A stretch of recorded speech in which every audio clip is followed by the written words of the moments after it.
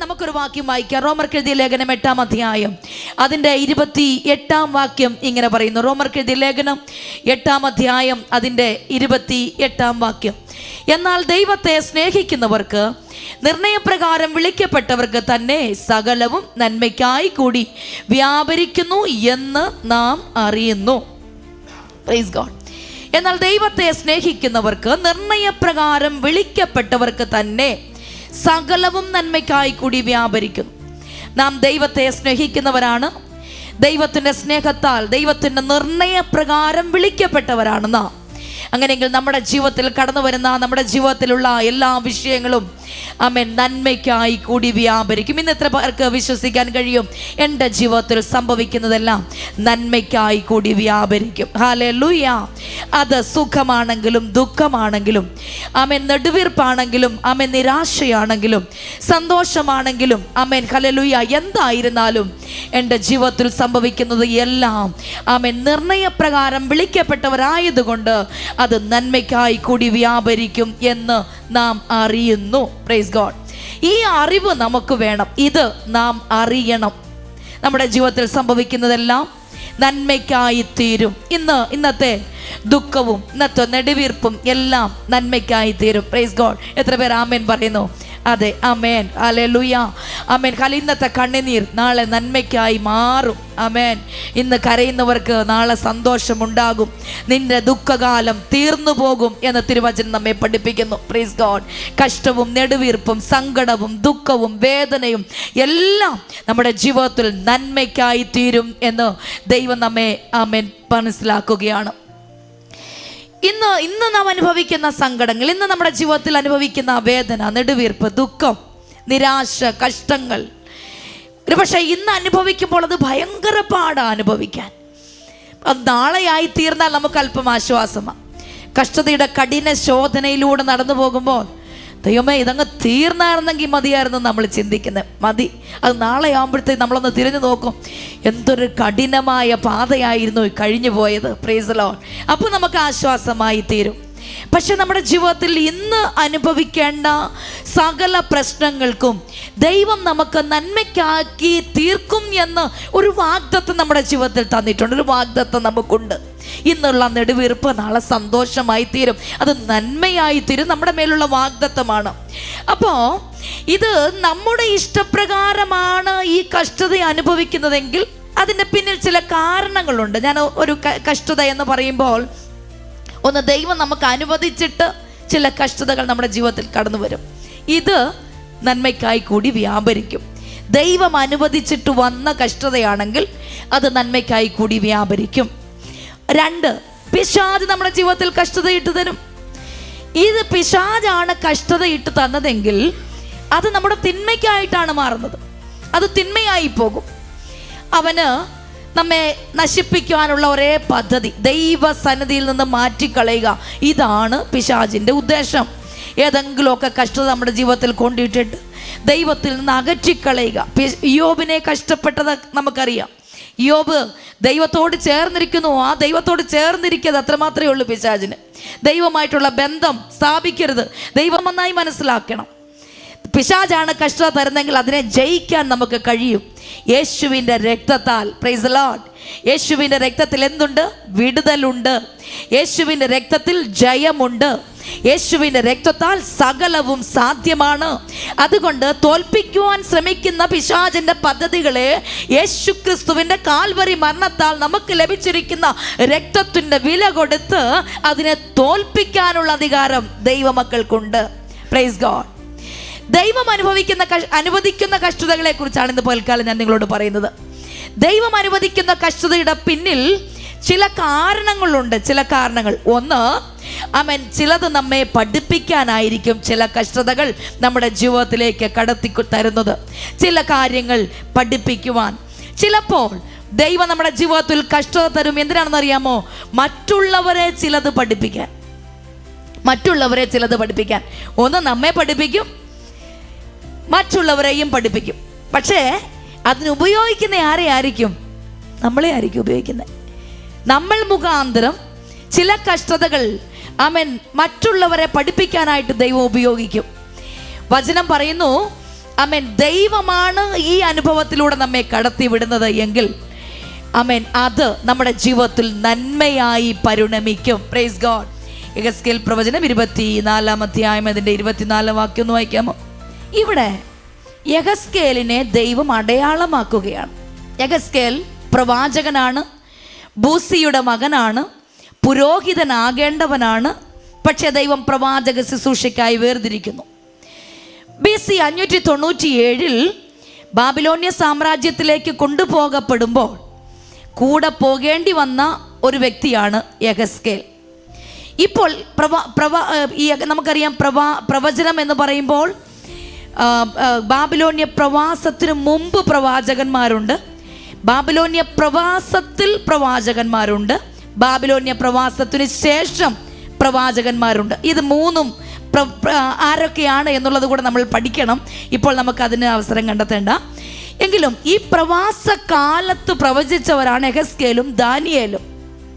ദൈവം പ്രവാസകാല സമയത്ത് പ്രവചിക്കാനായി വിളിച്ചിരിക്കുകയാണ്. ഇപ്പോൾ താൻ പ്രവചിച്ചു കൊണ്ടിരിക്കുകയാണ്. ഇപ്പോൾ പ്രവചിച്ചു കൊണ്ടിരിക്കുമ്പോൾ BC 597 ഇവരെ പിടിച്ചു കൊണ്ടുപോകുന്നത്. ഇപ്പോൾ കെബാർ നദിയുടെ തീരത്ത് ടെൽ അവീബ് ആ സ്ഥലത്ത് അദ്ദേഹം പ്രവാസികളുടെ മധ്യത്തിലിരിക്കുമ്പോൾ ദൈവത്തിൻ്റെ ആത്മാവ് പുരോഹിതനാകേണ്ട പ്രവാചകൻ അയക്കോ എന്ന് പറഞ്ഞ് ദൈവം എഴുന്നേൽപ്പിച്ചതാണ്. അങ്ങനെ സ്തംഭിച്ചിരുന്ന ഒരു വ്യക്തിയാണ് യെഹെസ്കേൽ. സ്തംഭിച്ചിരുന്നു എന്ന് വായിക്കുന്നു.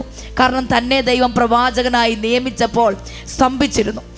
അപ്പോൾ അവിടെ വെച്ച് ദൈവം പറയുകയാണ്, എനിക്ക് യെഹെസ്കേലെ, നിന്നെ എനിക്കൊരു അടയാളമാക്കണം. ഞാൻ പറഞ്ഞു, വരുന്ന കഷ്ടതകൾ മുഴുവനും ഒന്നുകിൽ നമ്മെ തന്നെ പഠിപ്പിക്കാനാണ്, ഇല്ലെങ്കിൽ മറ്റുള്ളവരെ പഠിപ്പിക്കാൻ നമ്മൾ ചിലപ്പോൾ ആയുധമാകേണ്ടി വരും. ചിലപ്പോൾ ദൈവത്തിൻ്റെ ഒരു വെപ്പണായിട്ട് മാറേണ്ടി വരും. Praise God. ഈ യെഹെസ്കേലിന് കഷ്ടത അനുഭവിക്കാൻ പോകുകയാണ്. ദൈവം അനുവദിച്ചു കൊടുത്തിട്ടാണ് യെഹെസ്കേൽ കഷ്ടത അനുഭവിക്കാൻ പോകുന്നത്. എന്താണ് കഷ്ടത? 24 അധ്യായം മുഴുവൻ നമ്മൾ വായിക്കുമ്പോൾ യെഹെസ്കേൽ ചില സംഭവങ്ങളിലൂടെ, ചില വലിയ വിഷയത്തിലൂടെ കടന്നു പോവുകയാണ്. ആമേൻ. അവിടെ എന്തിനാ? ഒറ്റ കാര്യമേ ഉള്ളൂ, മറ്റുള്ളവരെ ദൈവത്തിന് പഠിപ്പിക്കണം. ദൈവം ആരാണ് എന്ന് പഠിപ്പിക്കാൻ വേണ്ടി ദൈവത്തിൻ്റെ ആത്മാവ് യെഹെസ്കേലിനെ ഒരു ആയുധമായി ഉപയോഗിച്ചിരിക്കുകയാണ്. പ്രിയ ദൈവമക്കളെ, ചില സമയത്ത് ദൈവം നമ്മെ പഠിപ്പിക്കാൻ, മറ്റുള്ളവരെ പഠിപ്പിക്കാൻ ദൈവം നമ്മെ ആയുധമായി ഉപയോഗിക്കും. Praise God. നമ്മളെപ്പോഴും പ്രാർത്ഥിക്കുന്ന എന്താണ്? ദൈവമേ, എന്നെ ഒരു ആയുധമായിട്ട് ഉപയോഗിക്കണമേ. ചിലപ്പോൾ ദൈവം ആയുധമായിട്ട് ഉപയോഗിക്കും. പക്ഷെ ദൈവം ഉപയോഗിച്ചാൽ അത് നന്മയ്ക്ക് മാത്രമാണ്, അത് തിന്മയ്ക്കല്ല. പക്ഷേ ചില സമയത്ത് ദൈവം ഉപയോഗിക്കുന്ന നമ്മൾ പ്രതീക്ഷിക്കുന്ന പോലെ ആയിരിക്കില്ല. ചില സമയത്ത് ദൈവം ഉപയോഗിക്കുന്നത് മറ്റൊരു വിധത്തിലായിരിക്കും.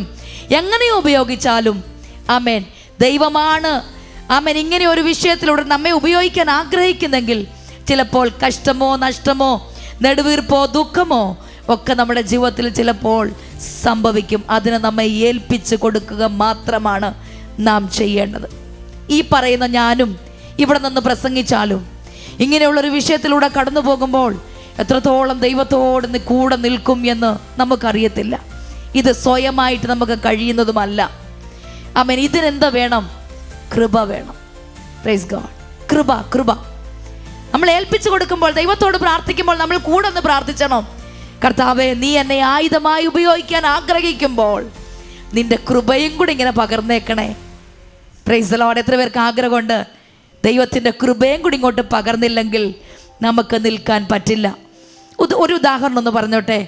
മറിയ ഒരു പെൺകുട്ടിയാണ്. അവൾ യേശുവിൻ്റെ അമ്മയായി തീരാൻ പോകുകയാണ്. ഒരു പുരുഷനെ അറിയാതെ ആമേൻ ഒരു ജനനം അവിടെ സംഭവിക്കാൻ പോകുകയാണ്. ഇത് സാധാരണ നമ്മുടെ വീട്ടിലാണെങ്കിൽ നമ്മൾ സമ്മതിച്ചു കൊടുക്കുമോ? പറ്റത്തില്ല, നമ്മൾ സമ്മതിക്കത്തില്ല. നമ്മുടെ വീട്ടിൽ ആരെങ്കിലും ആണെങ്കിൽ നമ്മൾ സമ്മതിക്കുമോ? സമ്മതിക്കത്തില്ല. പക്ഷെ നമ്മുടെ കുടുംബം പോലെ ഒരു കുടുംബം അല്ലേ ആ കുടുംബവും. ആ മറിയയും യേശു വന്ന് ജനിക്കുന്നതിന് വേണ്ടി ആമേൻ തന്നെത്താൻ ഏൽപ്പിച്ചു കൊടുത്തു. അവളെന്താ പറഞ്ഞേ? മറിയ എന്താ പറഞ്ഞേ? കർത്താവേ, ഇതാ ഞാൻ നിന്റെ ദാസി, നിന്റെ ഇഷ്ടം പോലെ ഭവിക്കട്ടെ. Price the Lord. അതിനു മുമ്പേ കർത്താവ് പറഞ്ഞൊരു വിഷയമുണ്ട്. നീ അനുഭവിക്കാൻ പോകുന്ന വ്യത വലിയതാ, നീ അനുഭവിക്കാൻ പോകുന്ന നിന്ന വലിയതാ, നീ അനുഭവിക്കാൻ പോകുന്ന പ്രശ്നം വലിയതാ, നിനക്ക് യഹൂദന്മാർ കുറ്റം ആരോപിച്ചാൽ നീ എവിടെ പോകേണ്ടി വരും? കല്ലെറിഞ്ഞ് കൊല്ലപ്പെടേണ്ടി വരും. ആവർത്തന പുസ്തകം ഡ്യൂട്രോണമി ചാപ്റ്റർ 23 നമുക്കത് വായിക്കാൻ കഴിയും. മറിയ യഹൂദന്മാരാൽ കുറ്റം ആരോപിക്കപ്പെട്ടാൽ പ്രൈസ് ഗോഡ് എന്തായിത്തീരുമെന്നറിയാമോ? അവളെ കൊണ്ടുപോയി കല്ലെറിയണം. വിവാഹ നിശ്ചയം ചെയ്യപ്പെട്ടിരിക്കുന്ന ഒരു പെൺകുട്ടി പട്ടണത്തിൽ വെച്ച് വ്യഭിചാരം ചെയ്ത് അവൾ ഗർഭം ഉണ്ടായാൽ, അവളെ വ്യഭിചാരം ചെയ്താൽ അവളെ കല്ലെറിഞ്ഞ് കൊല്ലണം. ഇത് യഹൂദന്റെ നിയമമാണ്. ഈ മറിയയ്ക്കും ഈ നിയമം ബാധിക്കപ്പെട്ടതാ. മറിയെ കല്ലെറിഞ്ഞ് കൊല്ലുമായിരുന്നു. പക്ഷെ സ്വർഗത്തിലെ ദൈവത്തിന്റെ പദ്ധതി ആയതുകൊണ്ട് അവൾ നിന്ദിക്കപ്പെടുവാൻ യോസഫിന്റെ വാ കൊണ്ട് തന്നെ അനുവദിച്ചില്ല. കാരണം പ്രൈസ് ഗോഡ്, യോസഫിനറിയാം അവൾ കല്ലെറിഞ്ഞ് കൊല്ലപ്പെടും. അതുകൊണ്ട് ഗൂഢമായി ഉപേക്ഷിപ്പാൻ യോസഫ് തീരുമാനിച്ചു. പക്ഷെ ദൈവം പറഞ്ഞു, യോസഫേ, നീ വിചാരിക്കുന്നവരല്ല കാര്യം, നീ നിന്റെ ഭാര്യയായിട്ട് അവളെ ചേർത്ത് കൊള്ളണം. പക്ഷെ ആരംഭത്തിൽ ദൈവം പറഞ്ഞ ഒരു വിഷയമുണ്ട്. എന്താണ് പറഞ്ഞത്? ആമേൻ. അത്യുന്നതന്റെ ശക്തി, അതൊന്ന് എടുക്കാമോ? ലൂക്കോസ് എഴുതിയ സുവിശേഷം 1-ാം അധ്യായം അതിൻ്റെ 28-ാം വാക്യം ഇങ്ങനെ പറയുന്നു: ദൂതൻ അവളുടെ അടുക്കൽ അകത്തു ചെന്ന്, കൃപ ലഭിച്ചവളെ നിനക്ക് വന്ദനം. ഞാൻ എന്താ പറഞ്ഞത്? ആദ്യം ഇതൊക്കെ അനുഭവിക്കണമെങ്കിൽ എന്ത് വേണം? കൃപ വേണം. കൃപ വേണം. ആദ്യം ഒരു കൃപയുടെ പാക്കേജ് മറിയയിലേക്ക് കൊണ്ട് കൊടുത്തിട്ട തമ്പുരാൻ വിഷയം പറയുന്നത്. Price the Lord. കല്ലെറിഞ്ഞ് കൊല്ലപ്പെടേണ്ടവളുടെ മേൽ ദൈവം കൃപ കൊടുത്ത് ദൈവം അവളെ സൂക്ഷിച്ചു എങ്കിൽ, ഒരുപക്ഷെ ദൈവത്തിനായി നാം ആയുധമായി ഉപയോഗിക്കപ്പെടുമ്പോൾ ചിലപ്പോൾ ചില തിന്മകൾ നമ്മുടെ ജീവിതത്തിൽ കടന്നു വരുന്നത് പോലെ നമുക്ക് തോന്നും. അത് ദൈവം നമുക്ക് നന്മയ്ക്കാക്കി തീർക്കും. ഇവിടെ എന്താണ് യെഹെസ്കേലിന്റെ ജീവിതത്തിൽ സംഭവിച്ചത്? യെഹെസ്കേലിനോട് ദൈവം പറഞ്ഞു, ആമേൻ, ജനങ്ങൾക്ക് യഹോവയായ കർത്താവാണ് ഞാൻ എന്ന് ആമേൻ ഹല്ലേലൂയ വെളിപ്പെടുത്തണം. Praise God. വെളിപ്പെടുത്തണം. അതിനുവേണ്ടി ഒരടയാളമായി യെഹെസ്കേലെ നിന്നെ ഞാൻ ഉപയോഗിക്കുക. ഞാൻ ആരംഭത്തിലേ പറഞ്ഞു, അടയാളമായി ഉപയോഗിക്കപ്പെടുവാൻ എത്ര പേർ തയ്യാറായിട്ടുണ്ട്? അത് നന്മയാണെങ്കിലും തിന്മയാണെങ്കിലും. Praise God. യെഹെസ്കേലിനോട് ദൈവം പറയുന്നുണ്ട്, 16-ാം വാക്യം ഒന്ന് വായിച്ചേ. 16.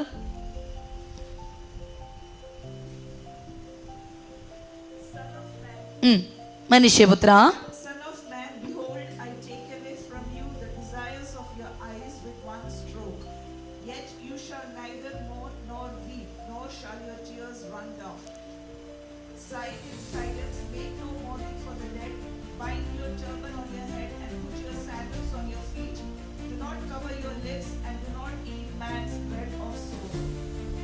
എന്തൊരു ഭയങ്കര വിഷയമായത്. ഒറ്റ കാര്യമാണ് ദൈവത്തിന് ആവശ്യം. യെഹെസ്കേലിനെ ജനങ്ങൾക്ക് അടയാളമാക്കി തീർക്കണം. ദൈവത്തിന് ചിലത് പഠിപ്പിക്കും. ഇത് യെഹെസ്കേലിനെ പഠിപ്പിക്കാനല്ല കേട്ടോ. ഞാൻ പറഞ്ഞു, ദൈവം എന്തെങ്കിലും ചെയ്താണെങ്കിൽ അതിന് 2 വിഷയമുണ്ട്. ഒന്ന്, നമ്മളെ പഠിപ്പിക്കണം, അല്ലെങ്കിൽ മറ്റുള്ളവരെ പഠിപ്പിക്കണം. അതിന് നാം ചിലപ്പോൾ ആയുധമായി തീരേണ്ടി വരും. ഇവിടെ യെഹെസ്കേലിനോട് ദൈവം പറയാം, യെഹെസ്കേൽ കുടുംബമായിട്ട് ജീവിക്കുകയാണ്,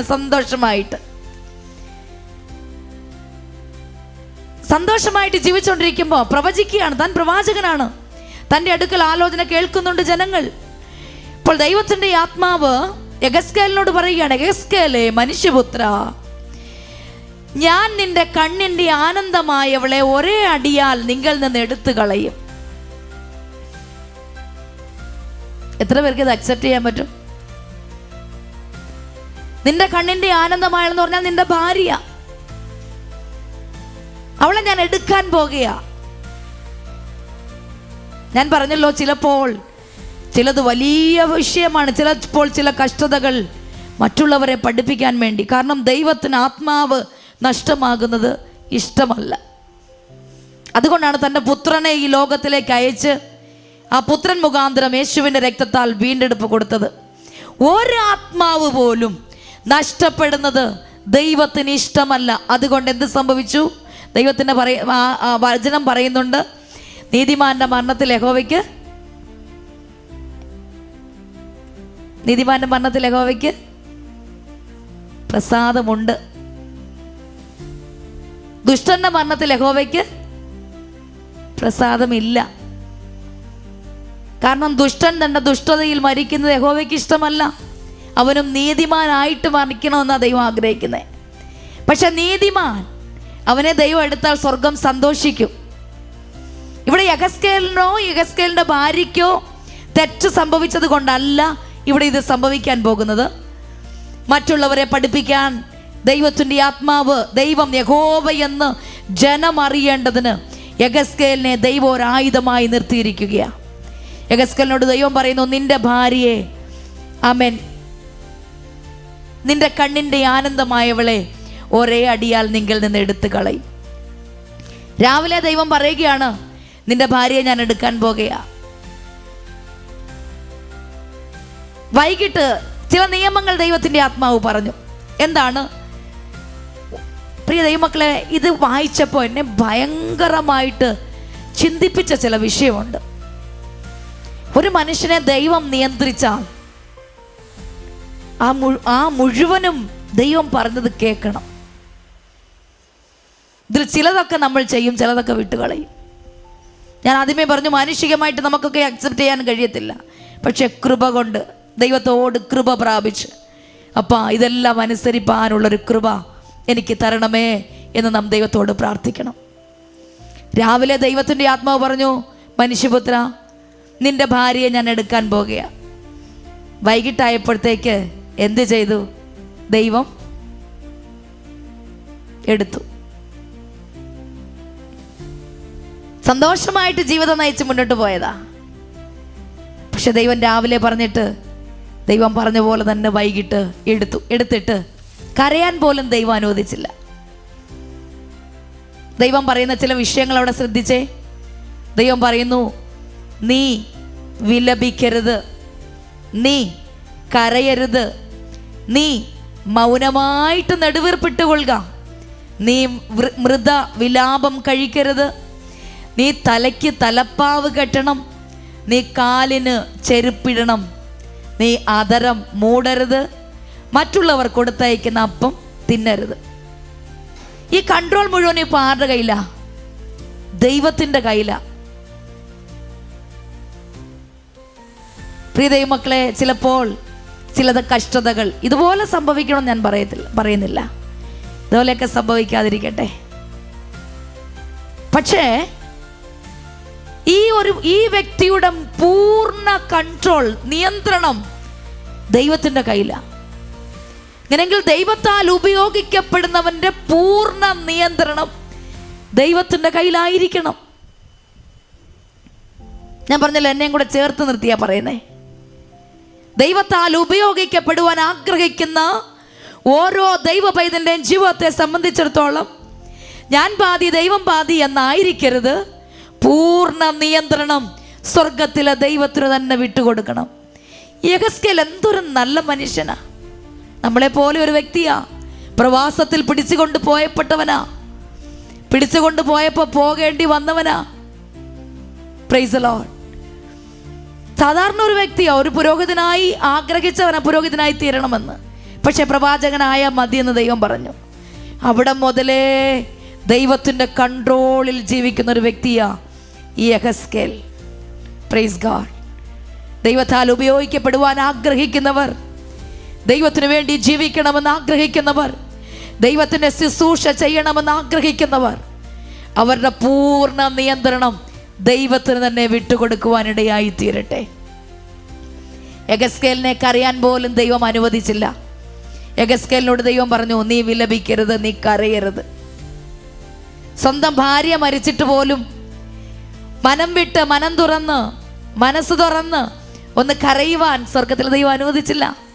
ചിലപ്പോൾ ദൈവം കഠിനമായി നടത്തുന്നത് പോലെ തോന്നാം, പക്ഷെ അത് കഠിനമായി നടത്താനല്ല. ചിലരെയൊക്കെ ദൈവം രക്ഷിക്കാൻ വേണ്ടി ഒരടയാളമാക്കി വെച്ചിരിക്കുക. ഇവിടെ ദൈവം പറയുന്നു, മൗനമായി നീ നെടുവീർപ്പിട്ടുകൊള്ളുക. നിനക്ക് വിഷമമുണ്ട്, നിന്റെ കണ്ണിൻ്റെ ആനന്ദമായവളെന്നാണ് പറയുന്നത്. വെച്ചാൽ നല്ല ജീവിതം നയിച്ചവരാ, സന്തോഷമായിട്ട് ജീവിതം നയിച്ച് മുന്നോട്ട് പോകുമ്പോൾ നിന്റെ കണ്ണിൻ്റെ ആനന്ദമായലിൽ എടുക്കപ്പെട്ടപ്പോൾ, സ്വർഗത്തിലേക്ക് പോകാൻ നിയമിക്കപ്പെട്ടപ്പോൾ യഹസ്കേലിനോട് ദൈവം പറയുന്നു, നീ മൗനമായിട്ട്, നിനക്ക് വിഷമമുണ്ട്, നീ മൗനമായിട്ട് നീ എന്ത് ചെയ്താൽ നെടുവീർപ്പിട്ടുകൊള്ളുക. ഈ നെടുവീർപ്പെന്ന് പറയുന്നത് എന്താ? ഇതാ നെടുവീർപ്പ്. ഹൃദയത്തിൽ എന്തൊക്കെയോ കരുതി വെച്ച് ചില വിഷയങ്ങളോടുള്ള ബന്ധത്തിൽ നെടുവീർപ്പിടുക. ചിലതൊക്കെ ദൈവം നമ്മോട് പറയുമ്പോൾ അതുപോലെ നാം ചെയ്യാൻ തയ്യാറാകണം. ചില വിഷയത്തോടുള്ള ബന്ധത്തിൽ കരയരുതെന്ന് ദൈവം നമ്മോട് പറയുമ്പോൾ ആ വിഷയത്തെക്കുറിച്ച് നാം കരയാൻ പാടില്ല. ചില വിഷയത്തോടുള്ള ബന്ധത്തിൽ മൗനമായി നീ നെടുവീർപ്പിട്ട് കൊള്ളുക എന്ന് പറയുമ്പോൾ ആ നെടുവീർപ്പ് അറിയുന്ന ഒരു ദൈവം, കാരണം ദൈവം നമ്മുടെ ദീർഘനിശ്വാസം അറിയുന്നുണ്ട്. തമിഴിൽ ഉங்களுடைய പെരുമൂച്ചുകളെ കർത്തർ അറിയുகிறார் എന്ന് പറയുമ്പോൾ നമ്മുടെ ദീർഘനിശ്വാസത്തെയും അവൻ അറിയുന്നു. അത് മാത്രമല്ല, ദൈവം പറയുന്നത് മൃതവിലാപം കഴിക്കരുത് എന്ന് പറഞ്ഞാൽ, മൃതവിലാപം എന്ന് പറഞ്ഞാൽ എന്താണ്? മൃതവിലാപം കഴിക്കുന്നതെന്ന് പറഞ്ഞാൽ ഈ ശവശരീരം വെച്ചിട്ട് അതിനുവേണ്ടി വിലാപം കഴിക്കാം. നാളുകളിൽ ജനങ്ങൾ താഴെ നിലത്ത് കിടക്കും, ചാരം വാരി തലയിലൂടെ ഇടും, വെണ്ണീറിലിരിക്കും, ചാക്കു വസ്ത്രം ധരിക്കും. വീടുകളിൽ ആരെങ്കിലും മരിച്ചെങ്കിൽ ചാക്കിൻ്റെ വസ്ത്രം ഇടും, താഴെ നിലത്ത് മാത്രമേ കിടക്കത്തുള്ളൂ, ചാരമിട്ട് അവർ തലയിൽ കൂടെ ചാരമിടും. ഇതൊക്കെ അവരുടെ ദുഃഖത്തെ വെളിപ്പെടുത്തുന്നതിൻ്റെ അടയാളമാണ്. പക്ഷെ ദൈവം പറഞ്ഞു, ഇങ്ങനെയുള്ള ദുഃഖമൊന്നും നീ വെളിപ്പെടുത്തരുത്. ചില സമയത്ത് ദൈവത്തിൻ്റെ ആത്മാവ് നമ്മോടും ആലോചന പറയുന്നത്, ചില ദുഃഖങ്ങളും ചില നെടുവീർപ്പുകളും ഒക്കെ നമ്മുടെ ജീവിതത്തിൽ വരുമ്പോൾ അതിനെ ഓർത്ത് നെടുവീർപ്പിടുകയോ അതിനെ ഓർത്ത് മൃതവിലാപം കഴിക്കുകയോ ചെയ്യരുത്. സ്തോത്രത്താൽ എല്ലാറ്റിനെയും സ്തോത്രത്തോടെ ദൈവത്തോട് അറിയിക്കുക അത്രേ വേണ്ടത്. വീണ്ടും പറയുന്നു, തലയ്ക്ക് തലപ്പാവ് കെട്ടണം. തലപ്പാവ് കെട്ടണം എന്ന് പറഞ്ഞാൽ ആഘോഷത്തിൻ്റെ വസ്ത്രമാണ് തലപ്പാവ്. ഒന്ന് ചിന്തിച്ച് നോക്കിക്കേ, യെഹെസ്കേൽ അക്ഷരികമായി ഇതൊക്കെ ചെയ്തേ പറ്റൂ. ദൈവം ആയുധമായി നിർത്തിയിരിക്കുകയാണ്. അക്ഷരികമായിട്ട് ദൈവം പറഞ്ഞു, നീ തലയ്ക്ക് തലപ്പാവ് കെട്ടണം. ശവശരീരം മുന്നിൽ കിടക്കുമ്പോൾ, തൻ്റെ കണ്ണിൻ്റെ ആനന്ദമായവൾ മുന്നിൽ കിടക്കുമ്പോൾ നീ തലപ്പാവ് കെട്ടിയിരിക്കണം. മറ്റത് പറയുന്നത്, കാലിന് ചെരുപ്പിടണം, അധരം മൂടരുത്, അടച്ചു വെക്കരുത് വായ്. മറ്റുള്ളവർ അപ്പം കൊണ്ടുവന്നാൽ അത് വാങ്ങി തിന്നരുത്. എന്നെ കേൾക്കുന്ന പ്രിയ ദൈവമക്കളെ, ഇവിടെ ദൈവത്തിൻ്റെ ആത്മാവ് നമ്മെ പല വിഷയങ്ങൾ പഠിപ്പിക്കുന്നുണ്ട്. രാവിലെ ദൈവം പറഞ്ഞു, വൈകിട്ടായപ്പോൾ അത് സംഭവിച്ചു. എന്നെ ചിന്തിപ്പിച്ചൊരു വിഷയം, എന്ത് ദൈവം പറഞ്ഞോ യെഹെസ്കേൽ അതുപോലെ ചെയ്തു. ഞാൻ ആരംഭത്തിൽ തന്നെ പറഞ്ഞല്ലോ, ദൈവത്താൽ ഉപയോഗിക്കപ്പെടുവാൻ ആഗ്രഹിക്കുന്ന ഒരു ഭക്തൻ ദൈവത്തിനു വേണ്ടി ആയുധമായി ഉപയോഗിക്കപ്പെടണമെന്ന് പ്രാർത്ഥിക്കുന്ന മുഴുവൻ കൺട്രോളും ദൈവത്തിന് തന്നെ വിട്ടുകൊടുക്കണം. നാം ദൈവത്തോട് പ്രാർത്ഥിക്കണം, ദൈവമേ നീ എന്നെ നിയന്ത്രിക്കണമേ, ആവശ്യമായിട്ടുള്ള നിന്റെ കൃപ എന്നിൽ പകരണമേ. യെഹെസ്കേൽ അങ്ങനെ തന്നെ ചെയ്തു. തലയ്ക്ക് തലപ്പാവിട്ട്, കാലിന് ചെരുപ്പിട്ട്, അതിനെ മൂടാതെ, അപ്പം വാങ്ങിച്ച് തിന്നാതെ, കരയാതെ, മൃതവിലാപം കഴിക്കാതെ, അവൻ നെടുവീർപ്പിടാതെ അങ്ങനെ ഇരിക്കുമ്പോൾ ജനം കടന്നു വന്ന് ചോദിക്കുന്നൊരു വിഷയമുണ്ട്, നീ എന്താ ചെയ്യുന്നത്? 19ാമത്തെ വാക്യം ഒന്ന് ശ്രദ്ധിച്ചേ. 19.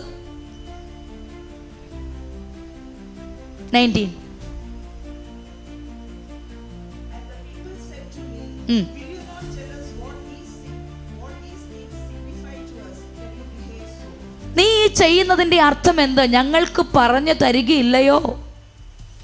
ദൈവം എന്തു പറഞ്ഞോ അത് മുഴുവനും യെഹെസ്കേൽ ചെയ്തപ്പോൾ ഇത് മനുഷ്യന് കണ്ടപ്പോൾ ഇതെന്തുവാ? ഭാര്യ മുന്നിൽ മരിച്ചു കിടക്കുന്നു, തലപ്പാവ് കെട്ടിയിരിക്കുന്നു. ഇതൊക്കെ കണ്ടിട്ട് ആ രംഗം ഒന്ന് മനസ്സിലൊന്ന് കൊണ്ടുവന്നേ. ജനങ്ങൾ ചോദിക്കുക, എന്താ നീ ചെയ്യുന്നേ? ഇവിടെയാണ് ദൈവത്തിന് യെഹെസ്കേലിനെ അടയാളമാക്കേണ്ടത്. Praise the Lord. ദൈവം എന്താ പറയാൻ ആഗ്രഹിക്കുന്നത്? ജനത്തോട് എത്ര പ്രാവശ്യം പറഞ്ഞിട്ടും മാനസാന്തരപ്പെടുവാൻ മനസ്സില്ലാതെ, അവർ മടങ്ങി വരാൻ മനസ്സില്ലാതെ, അവർ തങ്ങളുടെ സുഖ സമൃദ്ധിയിൽ ജീവിച്ചപ്പോൾ അവരുടെ ജീവിതത്തിൽ സംഭവിച്ചെന്താണെന്നറിയാമോ? യഹൂദ ജനത്തിൻ്റെ ഈ കണ്ണിൻ്റെ ആനന്ദം എന്ന് പറയുന്നത് പോലെ യഹൂദ ജനത്തിൻ്റെ ഏറ്റവും ആനന്ദമായിരുന്നു ടെമ്പിൾ, യെരുശലേം ദേവാലയം. ജനങ്ങൾ ആശ്രയം കണ്ടെത്തുന്നത്, ഉത്സവത്തിന് കടന്നു പോകുന്നത്, അവർക്ക് ദൈവത്തോട് ബന്ധപ്പെടുവാനുള്ളൊരു അവസരമായിരുന്നു അത്. എല്ലാറ്റിനും എല്ലാമായിട്ട് യഹൂദ ജനത്തിന് ആലയമായിരുന്നു പ്രധാനം. ദൈവത്തെ കാണാൻ അവർ ആലയത്തിലേക്ക് കടന്നു പോകുമായിരുന്നു. കൂട്ടായ്മ ആചരിക്കുവാൻ ആലയത്തിൽ കടന്നു പോകുമായിരുന്നു. ഇങ്ങനെയുള്ള വിഷയങ്ങൾ സംഭവിച്ചപ്പോൾ, ആലയം അശുദ്ധമാക്കപ്പെട്ടപ്പോൾ, വിഷയങ്ങൾ ഇങ്ങനെ സംഭവിച്ചപ്പോൾ, യെഹെസ്കേലേ, നിന്റെ കണ്ണിനെ ആനന്ദമായ വിള എടുത്തു കളഞ്ഞതുപോലെ ഈ ആലയം അശുദ്ധം കൊണ്ട് നിറഞ്ഞ് ഇല്ലാതായിപ്പോയി. പോകുമെന്നാ ദൈവം അവിടെ പറഞ്ഞേക്കുന്നത്. പക്ഷെ അതിനുശേഷം പോയി. ഒരു ഭാര്യയെ എത്രത്തോളം യെഹെസ്കേൽ ആനന്ദമായി, അല്ലെങ്കിൽ ആഗ്രഹത്തോടെ, അല്ലെങ്കിൽ തൻ്റെ കുടുംബജീവിതം ധന്യമായി തീർന്നപ്പോൾ, എങ്ങനെ അവളുടെ മരണം മുഖാന്തരം യെഹെസ്കേലിനൊരു ഭാരമുണ്ടാകുമോ? ഈ ജനം അതറിയണം. യെരൂശലേം ദേവാലയം എന്ന് പറയുന്നത് ദൈവത്തോട് അടുക്കുവാനുള്ള, ജനങ്ങൾക്ക് കൂടി വരുവാനുള്ള ആലയമാണ്. അത് നശിപ്പിക്കപ്പെടുന്നു. അതുകൊണ്ട് യെഹെസ്കേലേ, നിന്റെ അടുത്ത് കടന്നു വരുന്ന ജനങ്ങൾ മനസ്സിലാക്കണം, ഇത് മുഴുവനും നിങ്ങളുടെ പാപം കൊണ്ട് സംഭവിച്ചതാ. യെഹെസ്കേൽ പാപം ചെയ്തില്ല, യെഹെസ്കേലിന്റെ ഭാര്യ പാപം ചെയ്തില്ല. ഇക്കാലഘട്ടത്തിലായിരുന്നെങ്കിൽ നാം എന്തു പറഞ്ഞേനെ? പാപം ചെയ്തുകൊണ്ട്, അവരെന്തോ വലിയ പാപം ചെയ്തുകൊണ്ട് ദൈവം അടിച്ചതാന്ന് പറയും. പക്ഷെ ഇവിടെ അങ്ങനെ സംഭവിച്ചാൽ അവർ പാപം ചെയ്തില്ല, അവർ നീതിമാനായിരുന്നു, ദൈവത്താൽ ഉപയോഗിക്കപ്പെട്ടവരായിരുന്നു. ഈ സ്ത്രീയും നല്ലൊരു സഹോദരിയായിരുന്നു. എടുത്തുകളയും, ദൈവമാ എടുത്ത കേട്ടോ.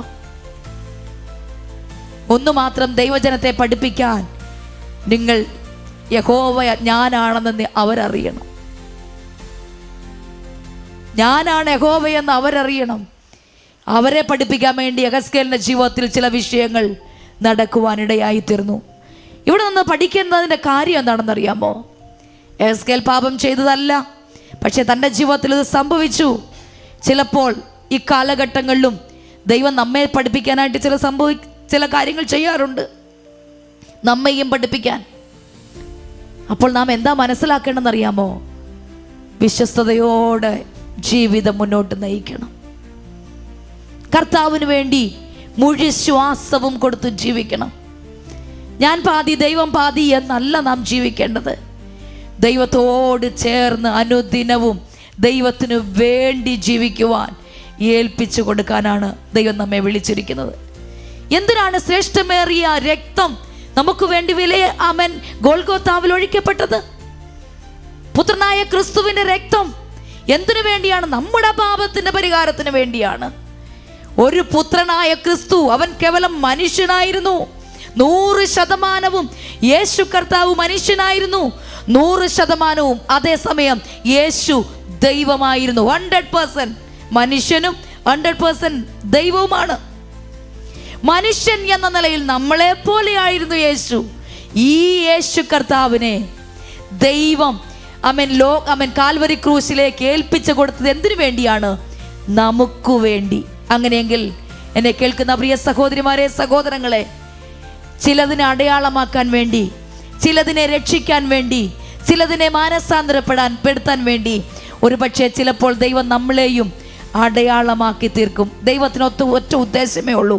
ദൈവം ക്രൂരനായതുകൊണ്ടല്ല, ഒരാത്മാവും നശിച്ചു പോകരുതെന്നുള്ളത് ദൈവത്തിൻ്റെ ആഗ്രഹമാ. Praise God.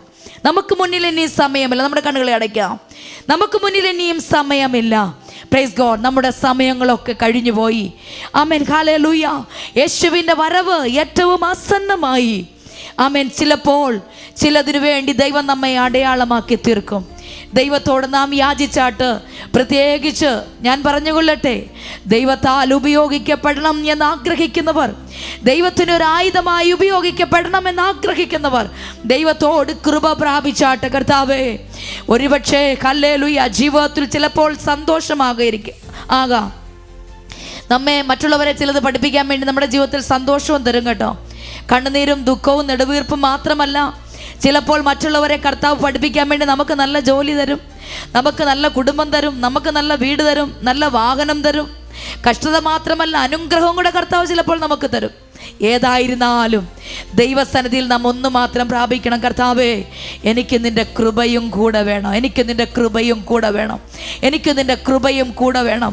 ആമേൻ. ദൈവത്താൽ ഉപയോഗിക്കപ്പെടാൻ മാത്രം വിളിക്കപ്പെട്ടവരാണ് നാം. ദൈവത്തിന് വേണ്ടി ആമേൻ ഫലം കൊടുക്കുവാൻ വിളിക്കപ്പെട്ടവരാണ് നാം. നമ്മുടെ ജീവിതത്തിൽ എന്തു സംഭവിച്ചാലും അത് നന്മയ്ക്കായി കൂടി വ്യാപരിക്കും എന്ന് നാം അറിയുന്നു.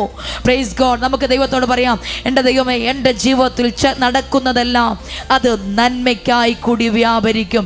എൻ്റെ ജീവിതത്തിൽ നടക്കുന്നതെല്ലാം, എൻ്റെ കുഞ്ഞുങ്ങളെതിരായി തീരുന്നത്, ആമേൻ ഹല്ലേലൂയ, വീട്ടിൽ നിന്ന് വിടാത്തത്, അല്ലെങ്കിൽ ബുദ്ധിമുട്ടിപ്പിക്കുന്നത്, വിഷമിപ്പിക്കുന്നത്, ആമേൻ, ഇതൊക്കെ നന്മയ്ക്കായി കൂടി വ്യാപരിക്കും. അത് ആമേൻ ഒരു ദിവസം നമ്മൾ വിളിച്ചു പറയും, ആമേൻ ഹല്ലേലൂയ, യഹോവയാണ് എൻ്റെ ജീവിതത്തിൽ സകലവും ചെയ്തത്. നമുക്ക് ദൈവസന്നിധി നമ്മെ തന്നെ സമർപ്പിക്കാം. നമുക്കൊന്ന് പറയാം കർത്താവിനോട്, അപ്പാ, എൻ്റെ ജീവിതത്തിൽ ചെയ്യുന്നതെല്ലാം അത് നന്മയ്ക്കായി കൂടി വ്യാപരിക്കും. നീയാണ് എൻ്റെ ജീവിതത്തിൽ ഇതൊക്കെയും ചെയ്തത് കൊണ്ട്, ആമേൻ ഹല്ലേലൂയ, എൻ്റെ ജീവിതം നന്മയ്ക്കായി കൂടി വ്യാപരിക്കും എന്ന് ഞാൻ അറിയുന്നു. ചില താമസങ്ങൾ ഞാൻ അറിയുന്നു. ദൈവത്തോട് പറഞ്ഞേ, ചില താമസം അതെൻ്റെ ജീവിതത്തിൽ നന്മയ്ക്കായി കൂടി വ്യാപരിക്കും.